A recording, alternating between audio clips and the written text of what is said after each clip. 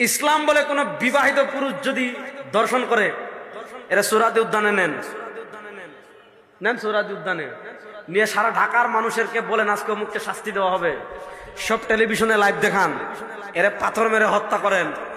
বাংলাদেশে 3টা শাস্তি এরকম দেন, তারপরে মা বোনরা রাত 1টায় একা হেঁটে যাবে, কেউ চুপ তুলে থাকানোর সাহস করবে না। আমাদের বাংলাদেশ থেকে জানেন, কোন বিবাহিত পুরুষ কিংবা মহিলা যদি, যেটাকে আরবিতে বলে মুহসিন, কোন বিবাহিত পুরুষ কিংবা মহিলা যদি ব্যভিচার করে, তাহলে ইসলামের শাস্তি হলো তাকে রজম মেরে হত্যা করা হবে, পাথর মেরে। আমাদের দেশে দেখেন কত স্মার্ট হয়েছে আমরা, আল্লাহ রে। বাংলাদেশে কত রাষ্ট্রপ্রধান আমরা দেখলাম আমাদের বয়সে, আমরা যখন ছোট্ট ছিলাম। প্রথমে মরহুমা বেগম খালেদা জিয়াকে দেখলাম 2001 থেকে 2006 পর্যন্ত। এরপরে ফখরুদ্দিনকে দেখলাম, এরপর আমাদের আপাকে দেখলাম অনেক দিন। এখন আপা পারে চলে গেছেন, আহা আপা পারে ভালো থাকেন নাকি। তারপরে দেখলাম আমরা ডক্টর ইউনূস সাহেবকে, এখন আমরা দেখছি তারেক রহমান সাহেবকে। এর আগে তো মুরব্বীরা তো আরো দেখেছেন। আচ্ছা আপনারা বলেন, এই বাংলাদেশের এত যে আমরা শাসক দেখলাম, কেউ ধর্ষণ বন্ধ করতে পারছেন? এবং কসম আল্লাহর, যেই সিস্টেমে বাংলাদেশ, যে বিচার ব্যবস্থায় চলে, এরকম 54 বছর কেন 54,000 বছরও বাংলাদেশে ধর্ষণ বন্ধ করা যাবে না। ধর্ষণ বন্ধ করতে কি লাগবে? কোরআনের আইন লাগবে। এই ধর্ষণ বন্ধ করতে হলে কি লাগবে? আমাদের কিছু ভাইরা আছেন লজ্জা লাগে, কোরআনের আইনের কথা বলতে পারেন না।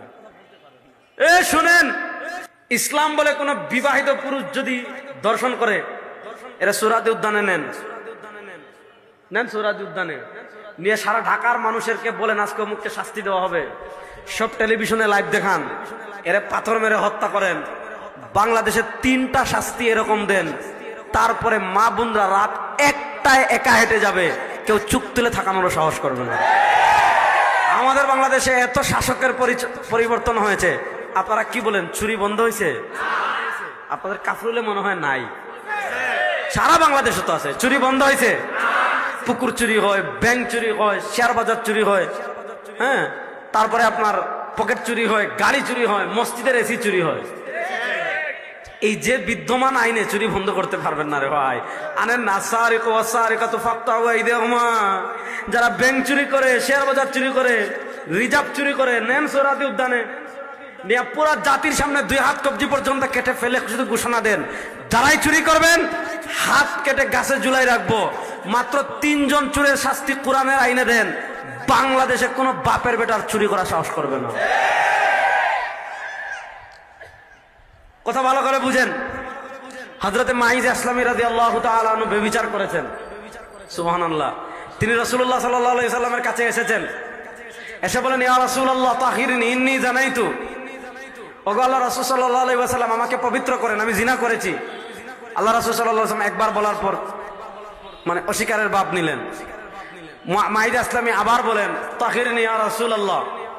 ওগো আল্লাহর রাসূল সাল্লাল্লাহু আলাইহি ওয়াসাল্লাম, আমাকে পবিত্র করেন, আমি ব্যভিচার করেছি।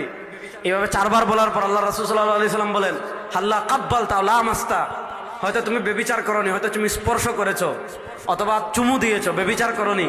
উনি বলেন, লা ইয়া রাসূলুল্লাহ, আমি ব্যভিচার করেছি, আমাকে পাক করেন।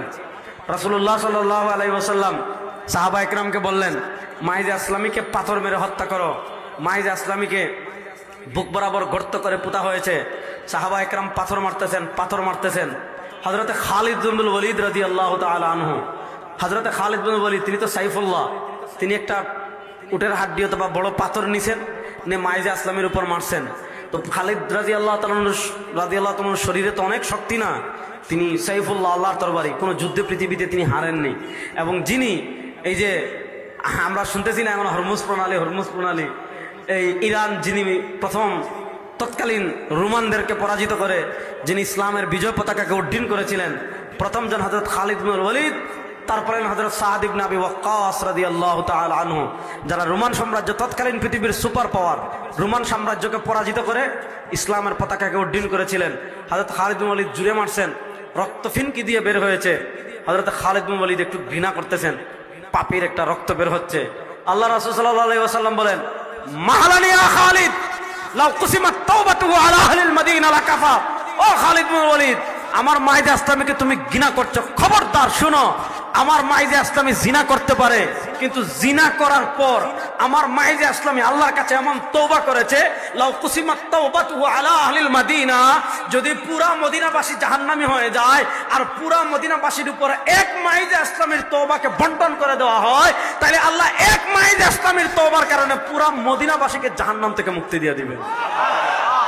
উলাইকা আসহাবু মুহাম্মাদিন সাল্লাল্লাহু আলাইহি ওয়াসাল্লাম। এজন্য শুনেন, সাহাবায়ে কেরাম মাসুম না, সাহাবায়ে কেরাম গুনাহ করেছেন, কিন্তু গুনাহ করার পর আল্লাহর কাছে এমন তওবা করেছেন যে তাদের এক তওবা এক শহর কি হয়ে যায়, ক্ষমাপ্রাপ্ত, মুক্তিপ্রাপ্ত হয়ে যায়। এজন্য সাহাবায়ে কেরামকে ক্ষমাপ্রাপ্তির ঘোষণা দিয়েছেন আল্লাহ। তারা গুনাহ করার পর ক্ষমা করে আল্লাহ ঘোষণা দিয়েছেন, রাদিয়াল্লাহু আনহুম ওয়া রাদু আন, আল্লাহ ঘোষণা দিয়েছেন, আমিনু কামা আমানান নাস, আল্লাহ ঘোষণা দিয়েছেন, ফাইন আমানু বিমিসলি মা আমানতুম বিহি ফাকাদ ইহতাদাও, আল্লাহ ঘোষণা দিয়েছেন, ওয়াস-সাবিকুনাল আউয়ালুনা মিনাল মুহাজিরিন ওয়াল আনসার, আল্লাহ ঘোষণা দিয়েছেন, মুহাম্মাদুর রাসূলুল্লাহ ওয়াল্লাযীনা মাআহু আশিদ্দাউ আলাল কুফফারি রুহামাউ বাইনাহুম তারাহুম রুকআন সুজদান ইয়াবতাগুনা ফাযলাম মিনাল্লাহি ওয়া রিদওয়ানা। সুতরাং স্পষ্ট ভাষায় বলি, যে ইসলাম নবী এবং সাহাবায়ে কেরামের ইসলামের সাথে মিলে না, যে আদর্শ নবী এবং সাহাবায়ে কেরামের আদর্শের সাথে মিলে না, যে মন ইসলাম নবী এবং সাহাবায়ে কেরামের ইসলামের সাথে মিলে না, রব্বে কাবার কসম করে বলতে পারি, ওই ইসলাম ভারতের ইসলাম হতে পারে, আমেরিকার ইসলাম হতে পারে, বেঈমানদের ইসলাম হতে পারে, মুনাফিকদের ইসলাম হতে পারে,